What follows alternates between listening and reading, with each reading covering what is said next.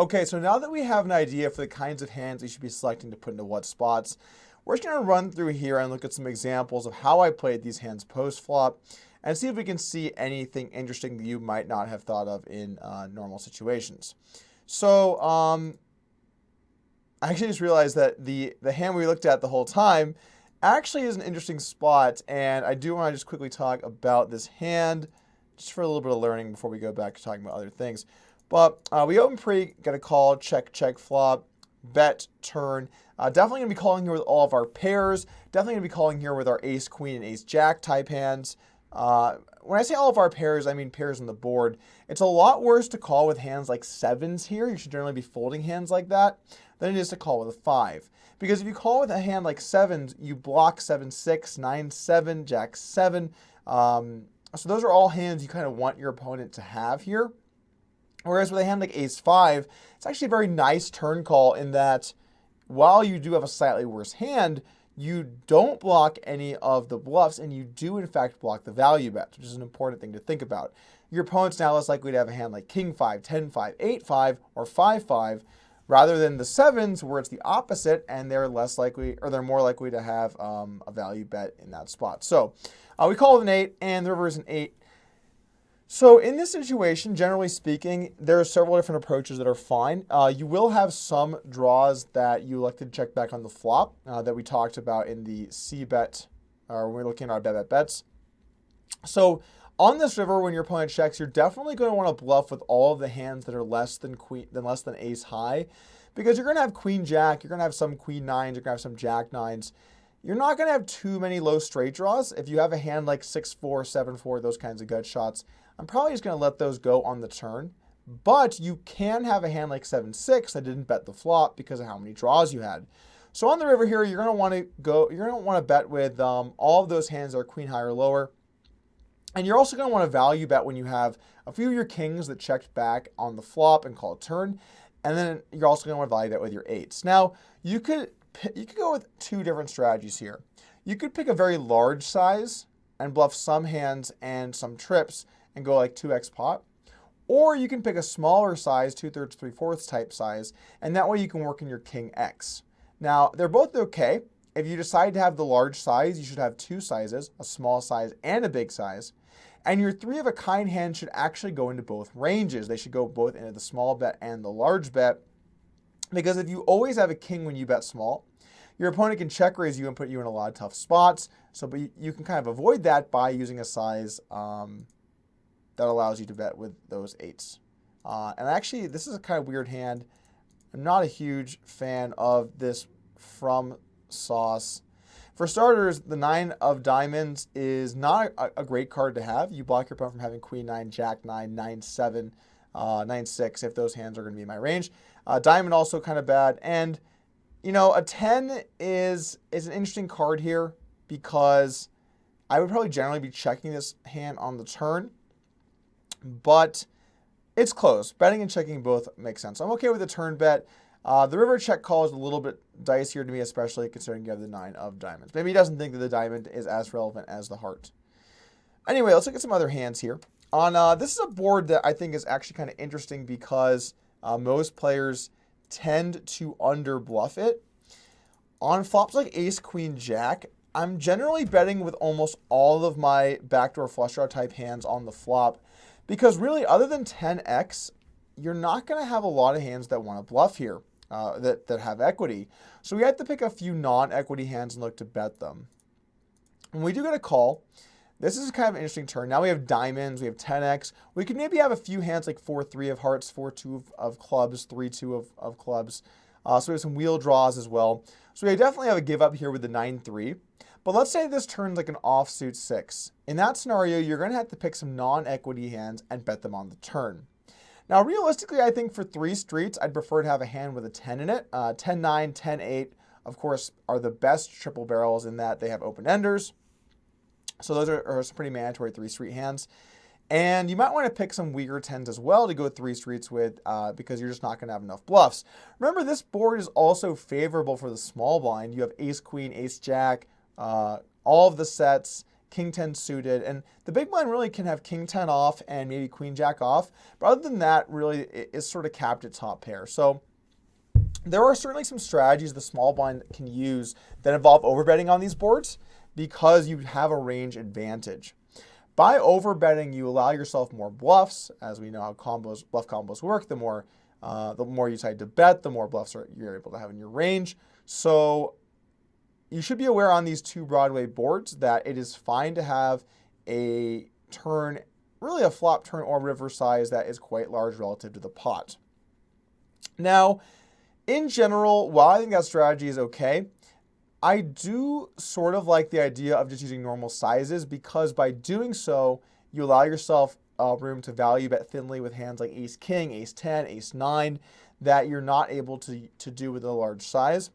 And again, you can split it into two sizes where you have some of your hands start to bet large on the turn or river, and then you have your other hands bet smaller. But if you do that, you have to make sure to put some strong hands into the small bet range. So as an example, let's say that you bet normal on the flop here, and on the turn you want to start splitting. Well, ace queen, ace jack, queen jack, and then some of the sets, especially jacks and queens. Those hands could start to overbet on the turn, but you'd want to still use a smaller size with hands like aces, because if you have aces, they're a lot less likely to have top pair. And then with king 10, you want to do some of both actions, because with king 10, you want to protect your bets, protect both sides of the bets.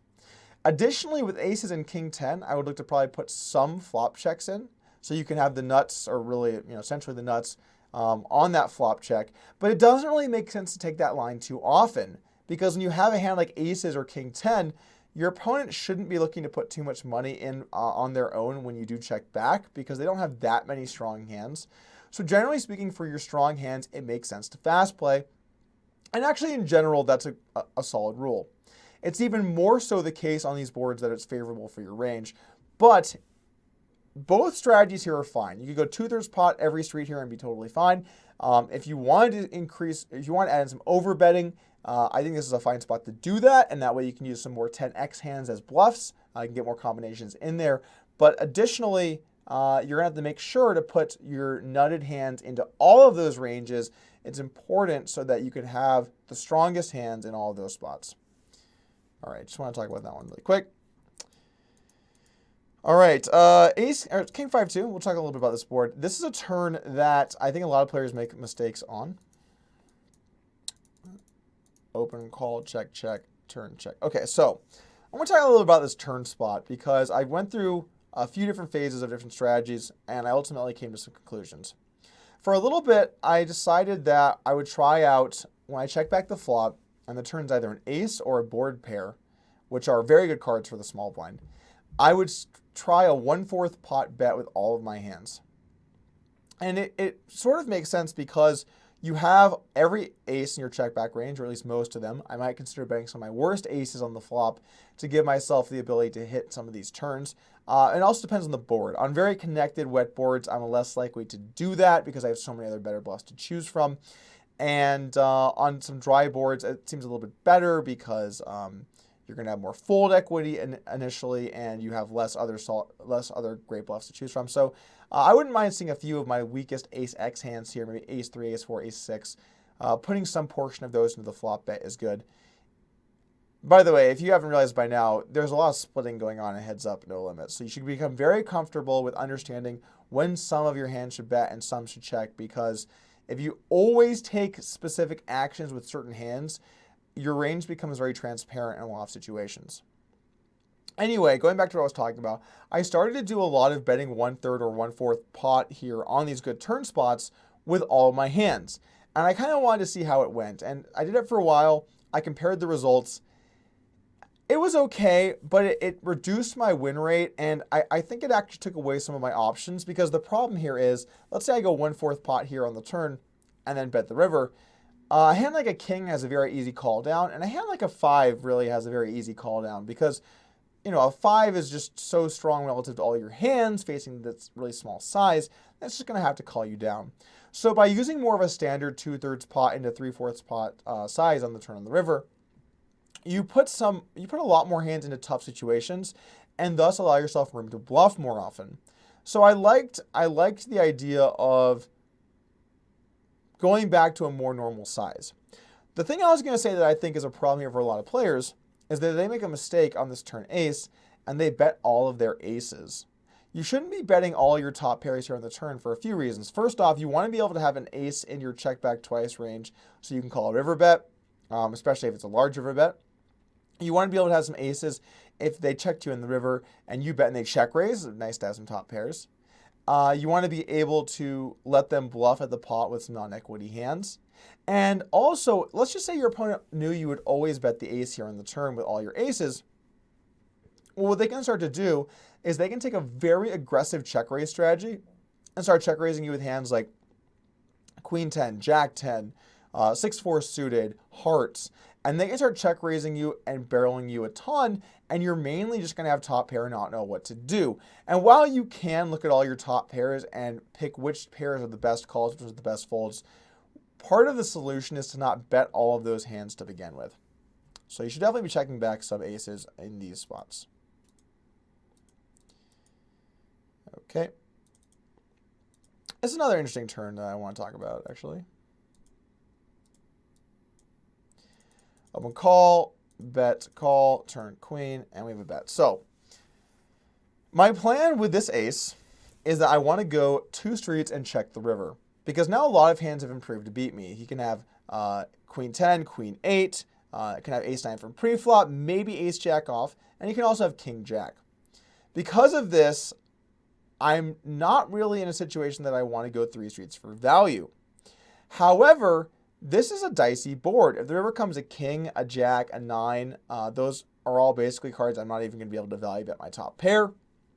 And then additionally, if it runs off with another diamond or another heart, there's a lot of flushes out there too. So sometimes when you have a hand the flop that you're planning on going 3 streets with, it can be reasonable to call an audible and just look to bet 2 and check the river.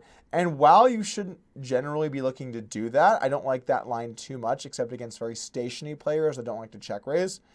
While you shouldn't be looking to do that too much, mixing it in as part of your strategy is good, because now if they decide to call you late in the turn with a hand like a 10 plus a straight draw, a queen plus a straight draw, an 8 plus a flush draw, any of those kinds of hands, you're going to get value and you're going to protect your equity in the pot. Because if they check call this flop right, they're going to have a pretty good amount of equity against you going into the river, almost essentially no matter what the river is. If it's a king, if it's a jack, if it's a 9, all of these rivers are going to be very strong for their overall check call range on the flop. So by playing some amount of denial here, I think that it helps you out. The problem is you don't want to get too carried away, because if your opponent sees you doing this constantly, they can take aggressive turn check raise strategies to counter this bet.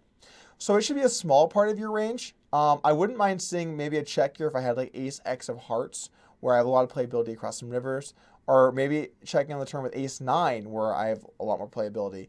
But you should sometimes work bet, check in for value just to keep your opponent on their toes. Now, some players like to take that line more than me. I usually prefer to either bet and check turn, or realistically maybe even check the flop, because that way I can protect my checkbacks. But it is worth saying that this should be part of your strategy when you bet a hand like A7 and you get a turn like this. All right, Jack 2 of diamonds.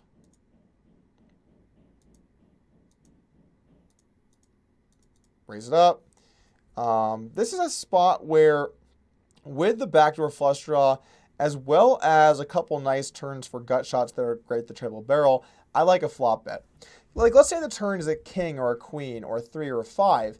This hand's a really nice triple barrel because you don't have a club in your hand. So you are more likely to get them to have a flush draw and fold. And you can block some of the straights that you make on that turn. You know, if the turn is a queen, they're not less likely to have a straight because you have a jack. So I like betting hands like this, looking to triple on some of those runouts. And also, of course, if you turn a flush draw, you have a pretty nice hand to triple as well. I'm a little less likely to triple this on a turn flush draw because, again, I think diamond hands are quite likely to float the flop.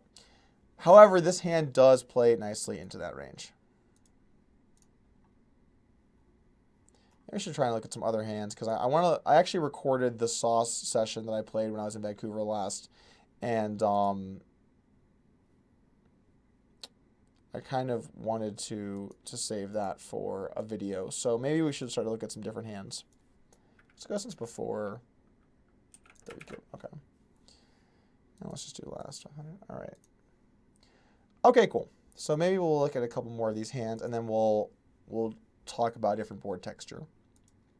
Okay, so Queen 6 on Ace 8-2. You can see there's a check back looking to go for a delay c-bet. 6-4, check down to the river and go for some value here with a 4. On this board, this is an interesting thing to think about just for some hand reading. Open call, check, check, check, check, check, bet. Now, I think players end up being too timid in these spots. A jack does not almost ever help jungle, and he doesn't have a 9 either here really much at all.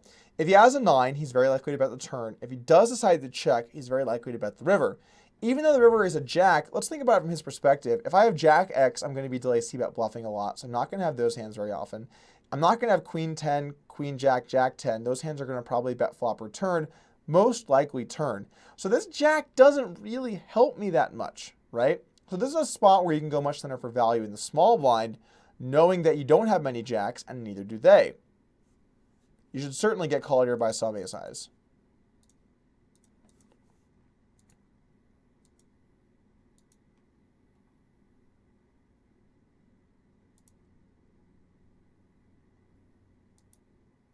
Okay. Queen 4, this is usually a spot where on this board, it's kind of like what we were talking about with the ace, queen jack earlier. But when I open some of my worst Broadway hands like this and I get a flop, this is my kind of go-to, I'm going to go 3 streets type of hand. I block king queen, so that's good. I also block queen jack, queen 10, some hands that might want to continue. And you need to have some hands that are going to go 3 streets here. You could argue to use 9-8 and 9-7 before this, and I think that's a pretty reasonable argument. Those are both double gutters. But you're not going to have enough bluffs if you just use those 2 hands. If you're going to use a smaller size and can use ace-king, ace-queen, ace-jack, ace-10, ace-9, jack-10, all the sets, king-queen. So you can't use too many more hands than those hands. I think maybe you can have like 40-ish bluff combos here if we sat down and worked through it. But taking your worst hand and turning it into a triple here that has a queen in it is a nice way to balance out the bluffs between maybe a hand like 9-8 and queen X while still keeping your overall bluff to value ratio pretty in line. All right, that's going to do it here. We're going to move on and talk about different texture. We'll put a focus on, because we talked a lot about the standard lines, a lot of the river bets, balancing those out. We'll take a little look in our next section. We'll look at different board texture. And we'll talk about probes. Now, it's not reasonable for us to take every board texture and talk about c-betting, probes, delay, double delay, delay probe, check raise spots. So what we're going to do is each individual section, we're going to take a board texture, and we're going to talk about kind of a different element of single raise spots in the small blind, and then you can apply that towards the other parts as well. So we have like almost new material to discuss while looking at different board textures. And of course, I'll always update you with notable information to take away on each texture.